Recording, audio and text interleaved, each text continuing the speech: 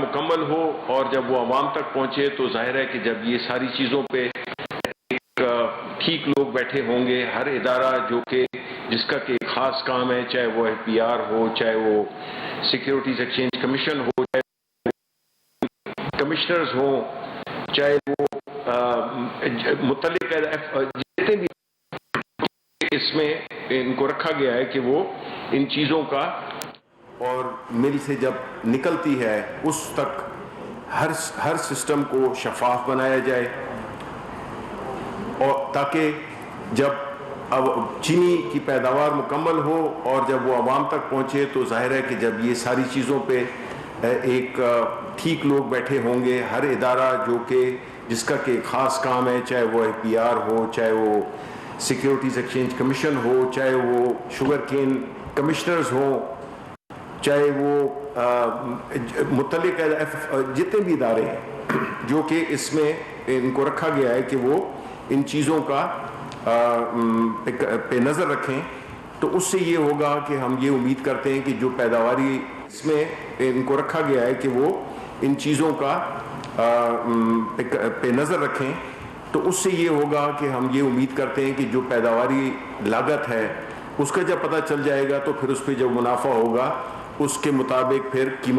قیمتوں کا تعین ہوگا۔ تو ہمیں اس بات کا بھرپور یقین ہے کہ انشاءاللہ جب یہ سسٹم افیکٹو ہو جائے گا اگلے 3 ماہ میں، تو اس سے چینی کی قیمتوں میں بھی فرق آئے گا۔ دوسری بات، ایک اور اہم چیز جو کہ عام عوام کے استعمال میں آتی ہے وہ ہے آٹا، اور ہم نے اس میں کابینہ نے اس بات پہ تشویش کا اظہار کیا کہ جو آٹے کی جو قیمت میں جو بڑھاوٹ ہوئی ہے اس کا سدباب کرنا، اور اس میں مختلف احکامات جاری کیے گئے وزیر اعظم صاحب کی طرف سے، اور کابینہ نے اس کو فلی انڈورس کیا، اور وہ یہ تھے کہ ایک تو پنجاب حکومت کو یہ انسٹرکشن دی گئی کہ وہ 9 لاکھ ٹن جو ہے گندم وہ ریلیز کرے،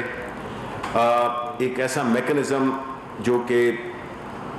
حفیظ شیخ صاحب کی سربراہی میں ایک کمیٹی بنی جو کہ اس پوری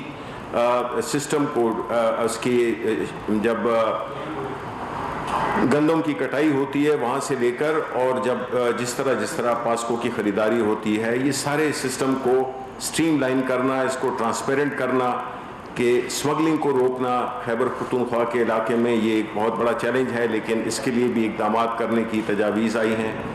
اور ہماری کوشش یہی ہوگی کہ ہم جو آٹا ہے جو کہ ہر آدمی پاکستان کا ہر شہری کو استعمال کرتا ہے، تو اس میں جو ڈیمانڈ سپلائی ہے اس کا بھی وزیر اعظم صاحب نے کہا کہ اس کو بھی بڑے سائنٹیفک بنیادوں پہ اس کا تعین کیا جائے کہ ہماری ضرورت کیا ہے، ہماری پیداوار کتنی ہے، اور جو کمی بیشی ہو جو کہ اس وقت تقریباً 27 ملین ٹن جو ہے تو وہ ہماری ریکوائرمنٹ ہے، اور 25 کے قریب اس وقت ہمارے سٹوریج میں ہے۔ جو باقی جو فرق ہے اس کے لیے یہ بھی اس چیز کو بھی سجیسٹ کیا گیا کہ یہ امپورٹرز کو الاؤ کیا جائے بغیر کسی لمٹ کے کہ وہ امپورٹ کر سکیں گندم کو، تاکہ شارٹیج کا یا قیمتوں کی بڑھاوٹ کا سوال پیدا نہ ہو۔ یہ دوسری ایک اہم چیز تھی۔ اس کے بعد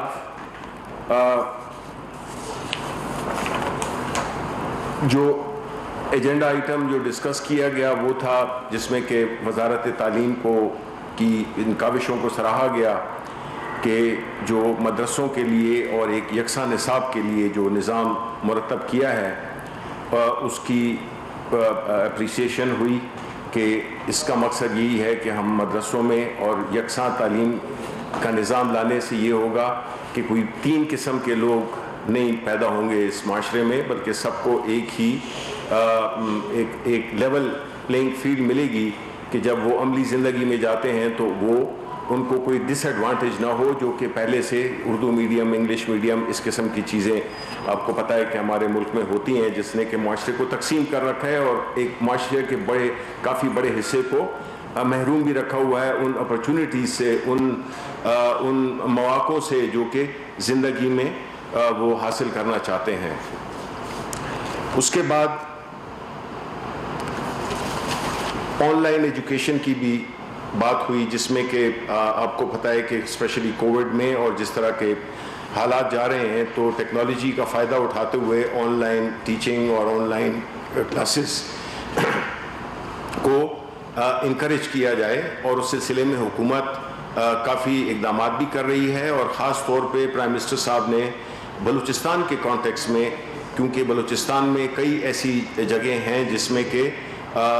تعلیم کی یہ آن لائن کی سہولتیں نہیں مل سکتی، بیکاز وہاں پہ یا تو انٹرنیٹ کنیکشن نہیں ہے،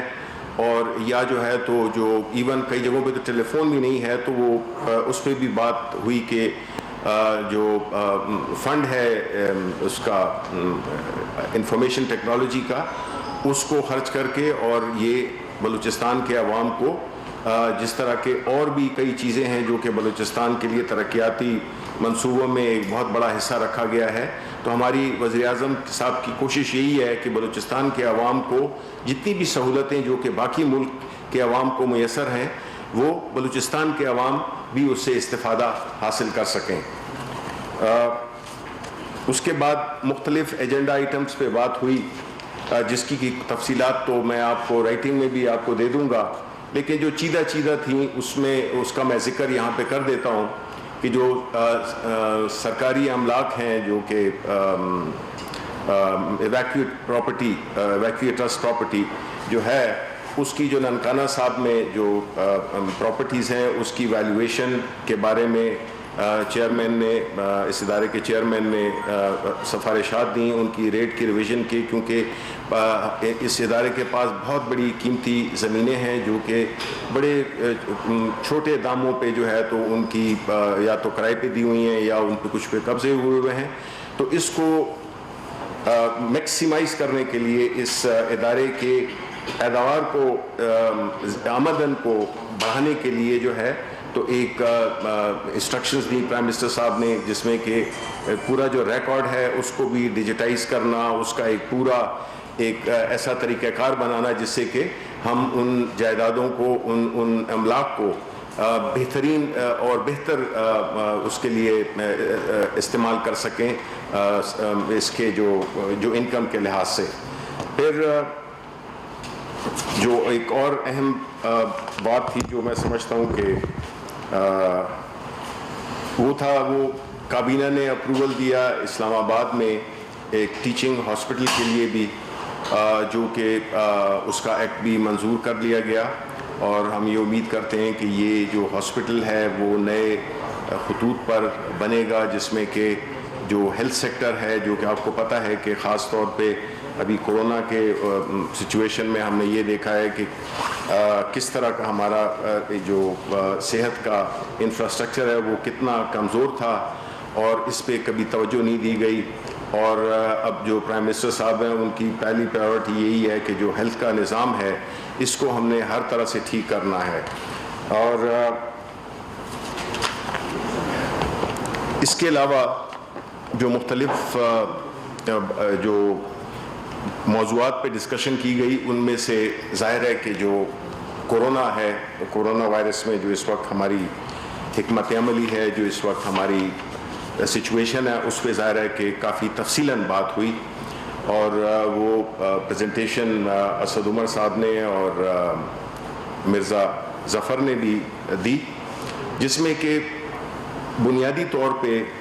جتنے بھی فیکٹس اینڈ فگرز ہیں، آپ کو معلوم ہے کہ NCOC ایک ادارہ ہے جس کی کہ روزانہ میٹنگ ہوتی ہے، جس میں کہ اس ملک کے چیف منسٹرز، اس ملک کے آرم فورسز کے سینئرز، اس میں پولیٹیشنز، اس میں ٹیکنوکریٹس جو کہ اس فیلڈ کو جانتے ہیں، پورے فیکٹس اینڈ فگرز کا وہ کرتے ہیں، پورے ملک سے ڈیٹا اٹھاتے ہیں، اور اس ڈیٹا کی بنیاد پہ پھر اپنی جو بھی حکمت عملی ہے اس کو ترتیب دیتے ہیں۔ تو آپ کو معلوم ہے یہ بڑا ضروری ہے آپ کو یہاں پہ بتانا کہ جب کورونا شروع ہوا اس وقت ہم کہاں تھے اور آج کہاں پہ ہیں۔ یہ اس لیے ضروری ہے بیکاز بہت باتیں ہوتی ہیں کہ جی ہم نے پتہ نہیں ہمارے یہ کنٹرول میں ہے یا نہیں ہے، یا ہم نے کیا کیا، اپوزیشن مختلف قسم کی کنفیوژن پھیلاتی رہتی ہے، تو میں آپ کو بتاتا چلوں کہ جب کرونا وائرس شروع ہوا تھا تو اس وقت ہمارے ملک میں جو ٹیسٹنگ لیبارٹریز تھیں وہ صرف 2 تھیں. اب اللہ تعالیٰ کے فضل سے، اور یہ کوئی سالوں کی بات نہیں ہے، یہ ہفتوں کی بات ہے کہ ہم نے 8 سے 10 ہفتوں میں کہاں پہ ہم پہنچ گئے ہیں. تو اب اللہ تعالیٰ کے فضل سے ہماری 129 لیبارٹریز ہیں، ٹھیک ہے، جو کہ انشاءاللہ ہماری کوشش ہے کہ اور بھی ہم ان کو بڑھا سکیں. اس سے پہلے جب 15 مارچ تھا تو اس وقت ہمارے 472 ٹیسٹ روزانہ ہوتے تھے. اب اللہ تعالیٰ کے فضل سے پچھلے 24 گھنٹے میں جو ہمارے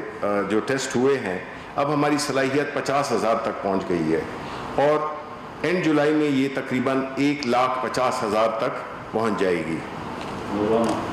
جی. پھر اس طرح جو وینٹیلیٹرز تھے، جو کہ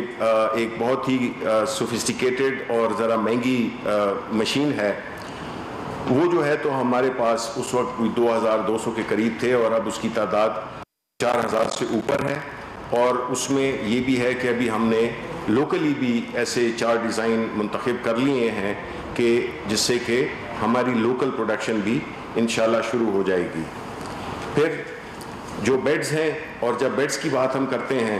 اس سے پہلے تو میں آپ کو بتا دوں کہ جو 770 ہاسپٹلز ہیں جو کہ کرونا وائرس کے پیشنٹس کو لک آفٹر کر رہے ہیں، اور جو اس وقت ہمارے پیشنٹس ہیں ان اسپتالوں میں مختلف، وہ 6,215 ہیں. آکسیجن ظاہر ہے کہ اس بیماری میں ایک ایسا وہ ہے کہ آکسیجن سلنڈرز کی ہے، تو جو آکسیجنیٹڈ بیڈز ہوتے ہیں وہ تقریباً 8,886 ہیں ہمارے پاس اس وقت اویلیبل، جس میں سے 2,671 اس وقت آکیوپائڈ ہیں. 2,150 بیڈز جو ہے تو انشاءاللہ اگلے مہینے میں وہ بھی تیار ہو جائیں گے.